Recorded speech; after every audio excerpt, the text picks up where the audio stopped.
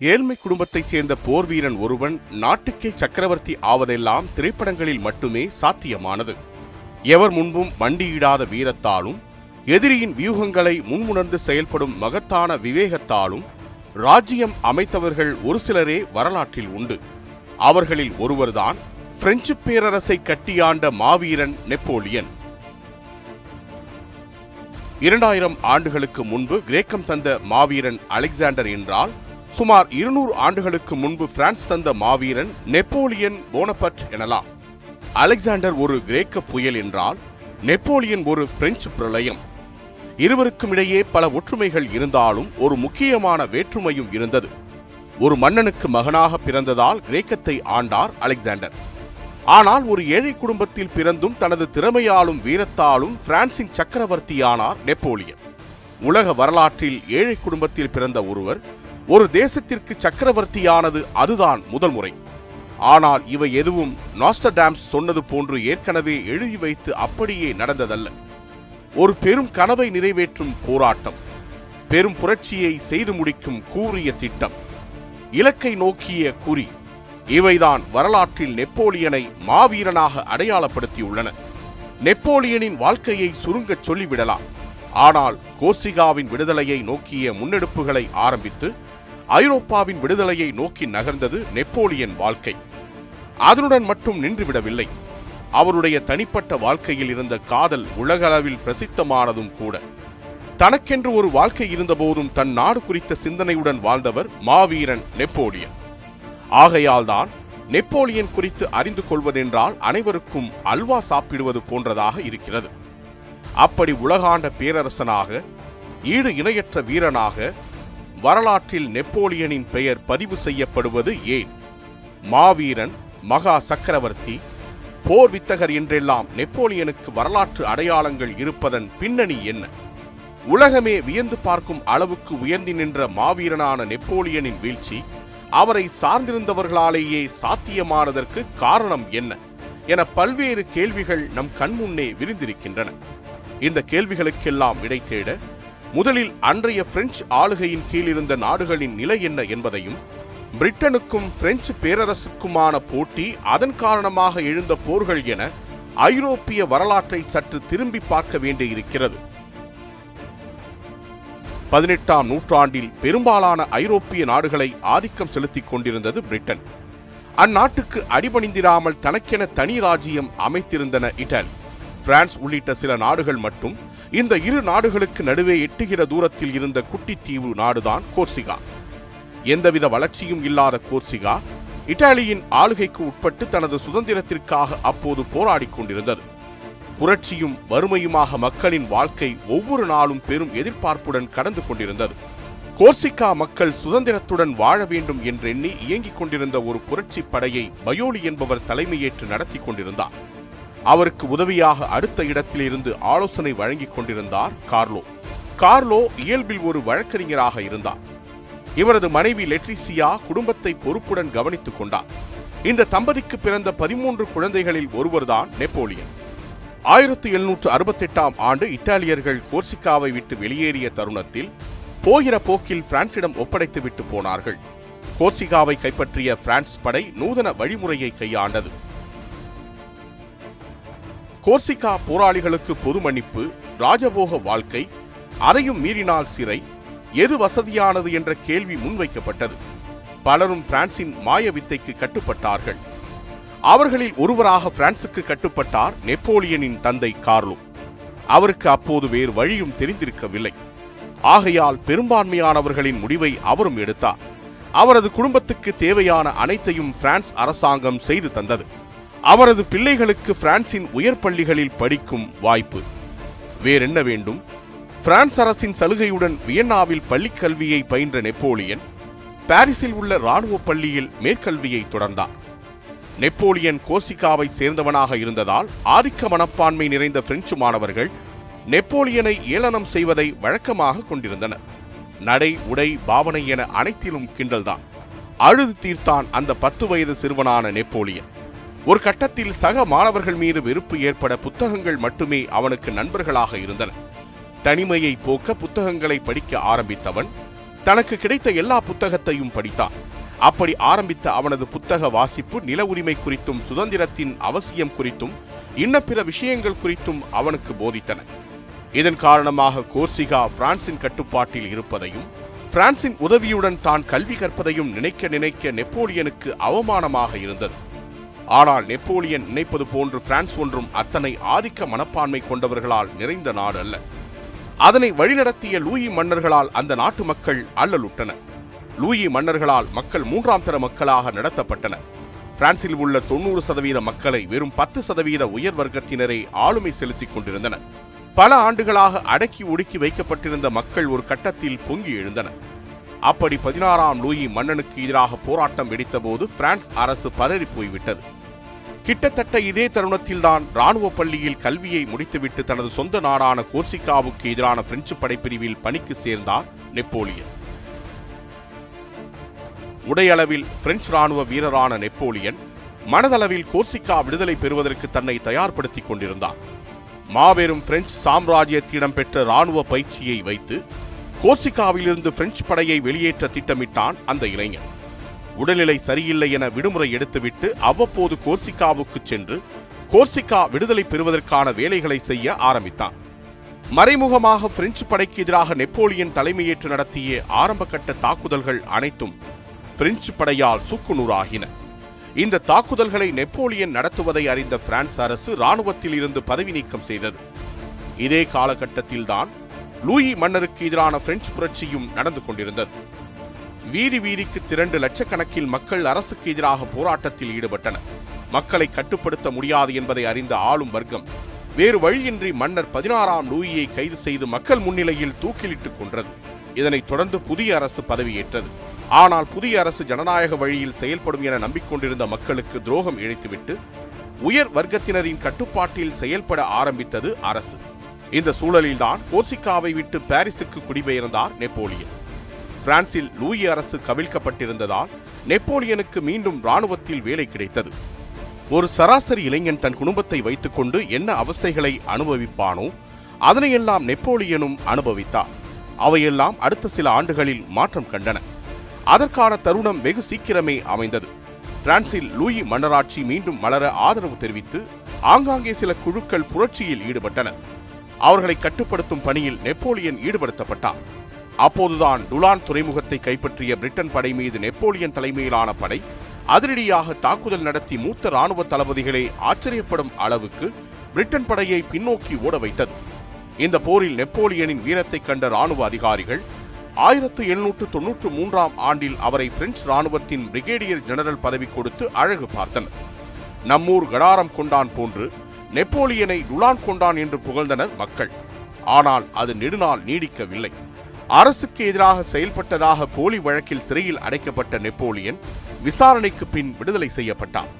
எனினும் பதவி இறக்கம் செய்யப்பட்டதால் தான் இராணுவத்தால் அவமானப்படுத்தப்பட்டதாக உணர்ந்தார். தனக்கென்று ஒரு தருணம் வரும் என காத்திருந்தவருக்கு அந்த தருணம் 1796இல் ஆஸ்திரிய சார்டினிய படைப்பிரிவுகள் இத்தாலிய ஆக்கிரமிப்பு வழியாக வந்து சேர்ந்தது. இதனை அறிந்த பிரெஞ்சு நிர்வாகம் ஆஸ்திரிய சார்டினிய படைகளை விரட்டுவதற்கு சரியான ஆளை தேடிக்கொண்டிருந்தது.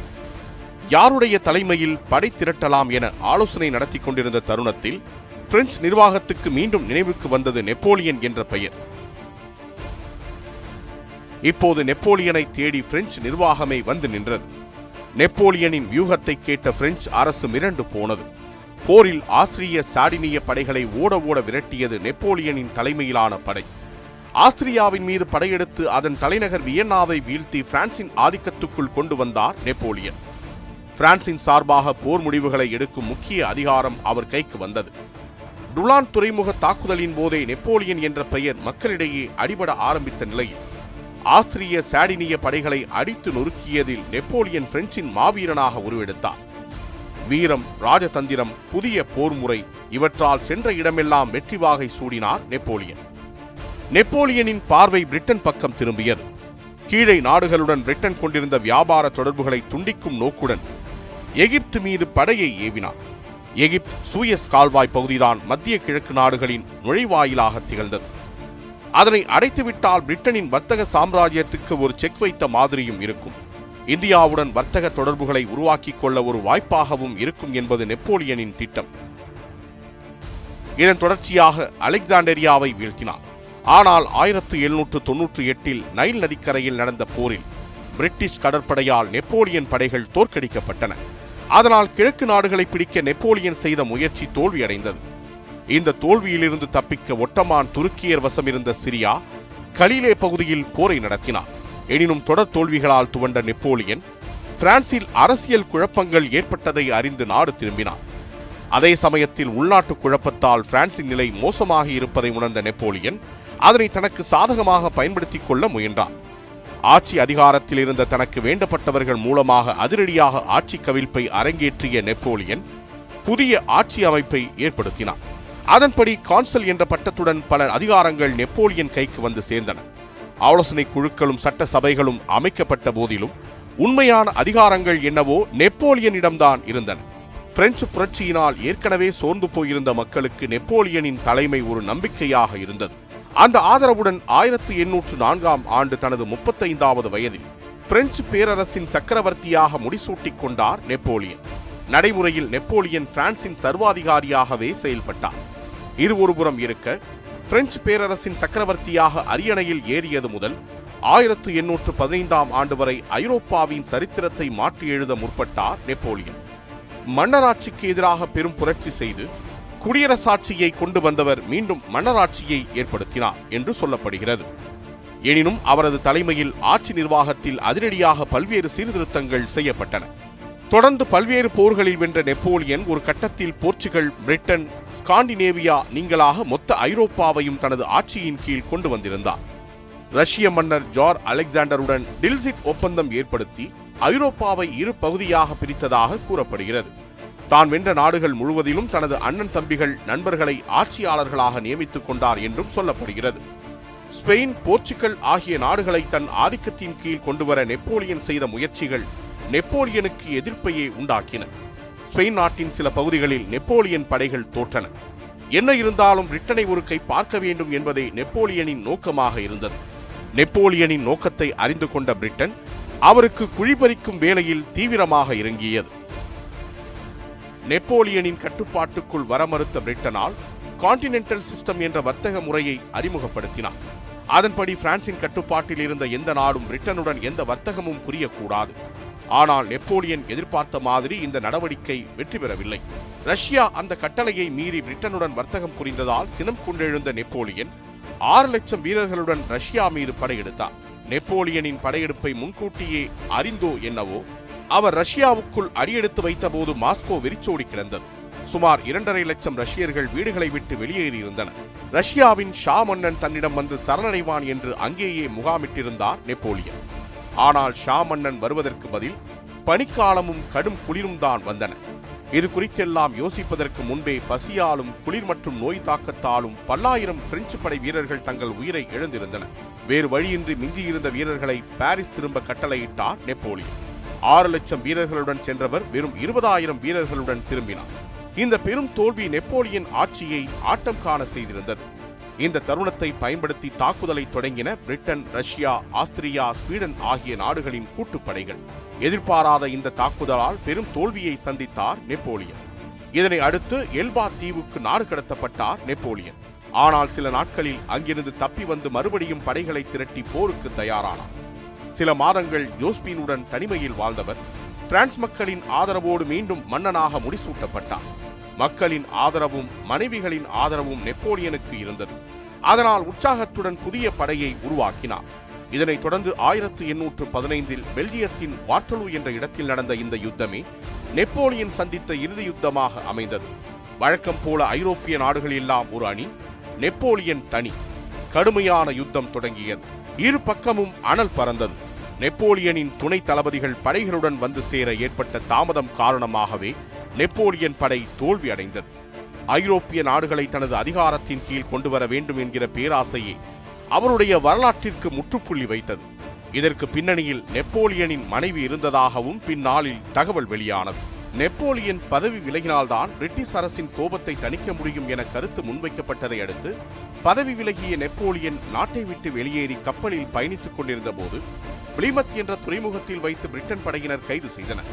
இந்த முறை ஐரோப்பாவில் இருந்து 10,000 கிலோமீட்டர் தொலைவில் இருந்த ஹெலினா தீவில் நெப்போலியனை சிறை வைத்தனர். தனது இறுதி காலம் வரை அந்த தீவிலேயே தனிமை வாழ்க்கையை கழித்த நெப்போலியன் வயிற்று புற்றுநோயால் பாதிக்கப்பட்டு 1821ஆம் ஆண்டு பரிதாபமாக உயிரிழந்தார்.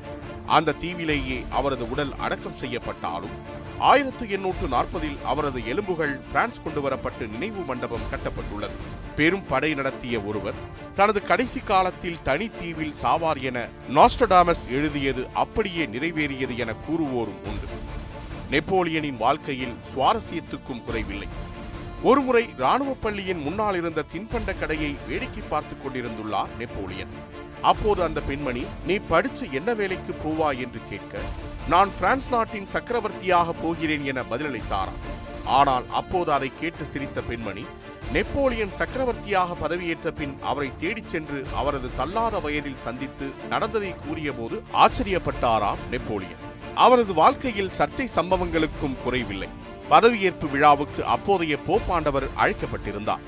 அவரது கையால் மகுடம் சூடுவதற்காக காத்திருந்த நெப்போலியன், போப்பாண்டவர் தமக்கு எதிராக யோசித்து மகுடம் சூடுவதை தடுத்தால் என்ன செய்வது என்ற சந்தேகம் எழ போப்பாண்டவரின் கையில் இருந்த மகுடத்தை தானே பிடுங்கி தனது தலையில் சூடிக்கொண்ட சம்பவமும் அரங்கேறியது.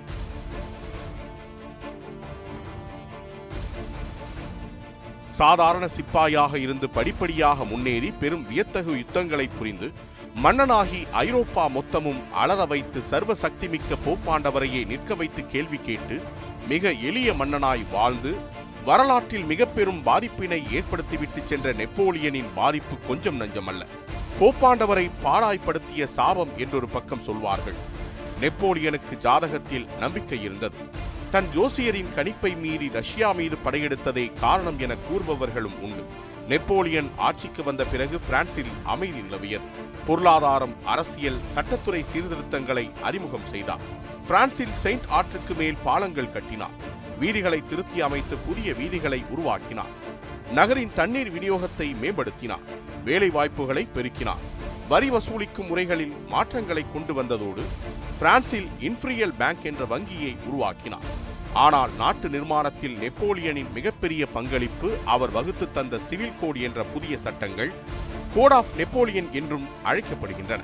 கிட்டத்தட்ட 40 போர்களில் கிடைக்காத பெருமை அந்த சட்டங்கள் மூலம் நெப்போலியனுக்கு கிடைத்தது. சட்டத்துக்கு முன் எல்லோரும் சமம் என்பதே அந்த சாராம்சம். அவை இன்னும் பிரெஞ்சு சட்டங்களாக நீடிக்கின்றன. நூல்கள் வாசிப்பதில் அதிக விருப்பம் கொண்ட நெப்போலியன் ஒரு நாளில் கிட்டத்தட்ட 4 மணி நேரம்தான் உறங்குவாராம்.